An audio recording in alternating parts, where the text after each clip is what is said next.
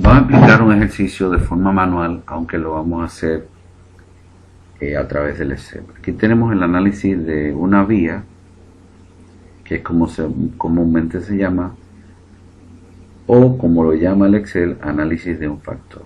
En este caso, se desea saber si 3 distintos programas de capacitación influyen en la calificación final de los estudiantes. ¿Cuál es el factor que voy a medir? Es la calificación de los estudiantes. Ese es el factor. O sea, realmente es lo que voy a... Si la calificación, si la nota es distinta, si hay variación dentro de las notas, o si las notas son iguales. El tratamiento que estoy usando aquí son los distintos programas de capacitación. Digamos que yo tengo un programa de online, tengo un programa que es virtual, semipresencial, y tengo un programa que es totalmente presencial. Recojo estas muestras. Aquí tengo 5 notas del programa 3, 5 notas del programa 2 y tengo 4 notas del programa 1. Cuando eso ocurre, que las muestras no son iguales, se dice que el muestreo está desbalanceado o que los tratamientos están desbalanceados. Si son iguales, se dice que el tratamiento está balanceado. Lo primero que hacemos es calcular la media de cada programa. Aquí vemos que la media del programa 1 es 80, la media del programa 2 es 81 y la media del programa 3 es 85. Luego calculamos lo que se llama la gran media de todas las observaciones del experimento, que es tomar cada una de las muestras, las 14, y sumarlas y dividirlas entre 14. Si se suman y se dividen, nos da 82.14.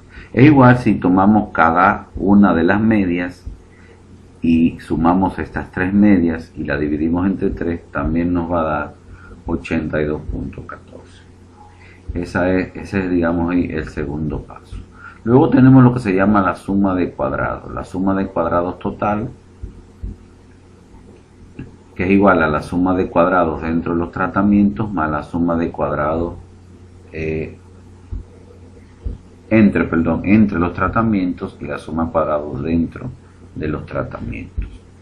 La suma de cuadrados total es coger cada una de los valores y restárselo a la media, a la gran media, y elevarlo al cuadrado.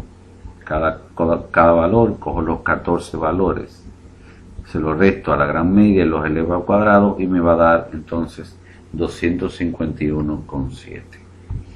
Tenemos las sumas de cuadrados de los tratamientos. Las sumas de cuadrados de los tratamientos es de la siguiente forma. Yo voy a tomar el número de muestras de cada tratamiento. En este caso, por ejemplo, en el primero tengo 4, porque son 4 las muestras que he tomado aquí, ¿verdad? Le resto la media de ese tratamiento menos la media grande, la elevo al cuadrado y la multiplico por el número de muestras. Por ejemplo, aquí la media del tratamiento número 2, si vemos, es 81. Son 5 las muestras que he tomado del tratamiento 2. Entonces, resto la media, que es 81, que es la media de ese tratamiento, menos la media grande, la gran media, la elevo al cuadrado y la multiplico por 5, que es el número de muestras del tratamiento número 2. Así lo voy haciendo y lo sumo y al final nos da en este caso 65.7. Luego viene la suma de cuadrado del error, que esto es entre los tratamientos, es la varianza que hay entre los tratamientos. La suma de cuadrado de tratamiento mide la varianza entre los tratamientos esta suma de aquí de cuadrados del error mide la varianza dentro de los tratamientos. Por eso se toma cada valor y se le resta a su media. Por ejemplo, para el primer tratamiento tenemos que la media es 80, ¿verdad? Entonces 85 menos 80 al cuadrado, 72 menos 80 al cuadrado, 83 menos 80 al cuadrado, 80 menos 80 al cuadrado, más 80 menos 81, porque voy entonces con el tratamiento 2, 84 menos 81 al cuadrado, y así sucesivamente. Aquí tenemos para el primer tratamiento, aquí tenemos para el segundo tratamiento, y aquí tenemos para el tercer tratamiento. Sumo esas diferencias y me da 186.0. Una revisión rápida de si los cálculos están bien hechos es que la suma de cuadrados total es igual a la suma de cuadrados entre los tratamientos más la suma de cuadrados dentro de los tratamientos. Si vemos aquí, 65.7 más 186 es igual a 251.7. De modo que también se puede, cuando se tiene uno de los dos, se puede restar el otro y se obtiene el tercero. En este caso, si tan solo con haber calculado la suma de cuadrados total y la suma de los tratamientos, lo hubiéramos restado y encontramos la suma de cuadrados del error, o sea, la varianza dentro de los tratamientos. Un dato importante es el cuadrado medio total. El cuadrado medio total es la suma de cuadrados totales entre n menos 1, porque la distribución f tiene lo que se llaman los grados de libertad. Cuando estamos hablando del cuadrado medio total, utilizamos la cantidad de observaciones menos 1. En este caso es 14 menos 1. Para el cuadrado medio del tratamiento, es la suma de cuadrados de tratamiento partido de los grados de libertad. Los grados de libertad son la cantidad de tratamientos, que en este caso tenemos 3, porque son 3 programas de capacitación, menos 1. Y el cuadrado medio del error, que es igual a la suma de cuadrados del error entre los grados de libertad. Los grados de libertad son la cantidad de muestras totales menos la cantidad de tratamientos. La cantidad de muestras totales es 14 menos 3, entonces sería 11 los grados de libertad de la suma de cuadrados del error. Aquí lo tenemos. La suma de cuadrado total, el cuadrado medio total, la suma de cuadrado total, los 51 entre 14, que es la cantidad de muestras menos 1, nos da 19.4. Los cuadrados medios de tratamiento es la suma de cuadrados de tratamiento entre su grado de libertad, como son 3 los tratamientos, porque son 3 los diferentes programas de capacitación, 3 menos 1, 65 da 32.9. Y el cuadrado medio del error, que es igual a la suma de cuadrados del error entre su grado de libertad, que es la cantidad de muestras, que es 14, menos la cantidad de tratamientos, que son 3, entonces eso lo dividimos y nos da 16.9. ¿Cuál es la razón F? La razón F, que aquí es la medida crítica de la prueba crítica, digamos que el valor crítico, es lo que le llaman la F de la prueba.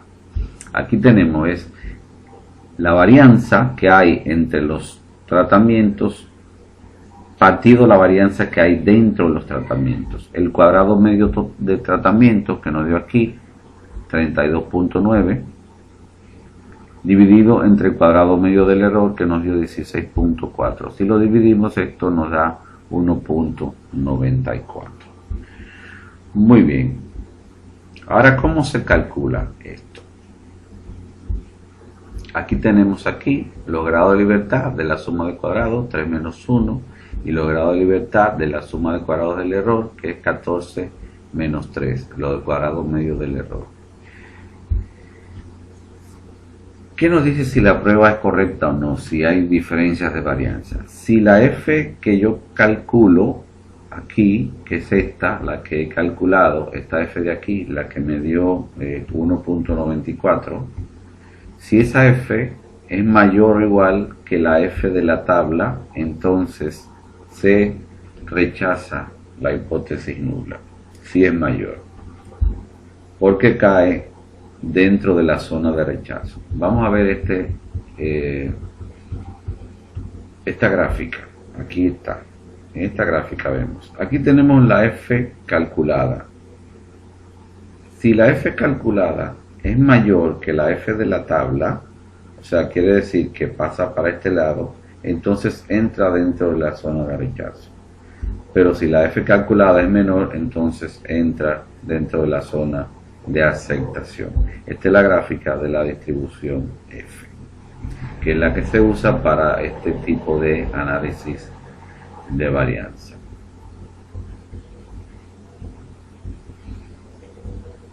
Una vez me voy, busco la f de la tabla. Aquí estamos asumiendo que es con un alfa de 0.05.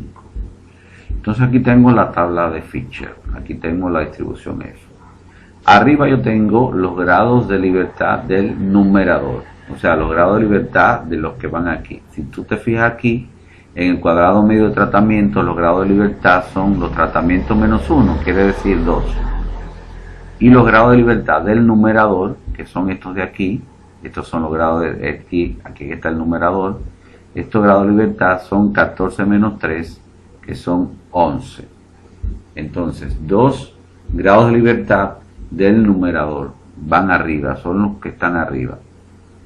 Y los grados de libertad del denominador son los que están abajo. Entonces, los grados de libertad del numerador es 2, con los grados de libertad del denominador, que es 11, aquí justamente donde se conjugan los dos, 2 y 11, 3.98. Esto es como un alfa de 0.05, porque los grados de libertad varían de acuerdo al alfa establecido. Para un alfa de 0.01 ya es otra tabla, esta es para 0.05. Entonces nos da 3.98. Aquí vemos, como da, aquí vemos la tabla, lo que se llama la tabla de análisis de varianza. Vemos aquí la suma de cuadrados de tratamiento, que nos dio 65.7, la suma de cuadrado del error, que dio 186, y la variación total, o sea, la suma de cuadrados total, que nos dio 251.7. Los grados de libertad de los tratamientos, entre los tratamientos, que es 11, que es 3 menos 1, 2, que es 3 menos 1, y los grados dentro de los tratamientos, que es n menos c, que son 14 menos 3, que son 11, y la variación total, que es n menos 1, 14 menos 1, que son 13. Muy bien, aquí está el cuadrado medio, que fue el primero que calculamos, y está el segundo, 16.9, y la prueba F, que nos dio 1.94.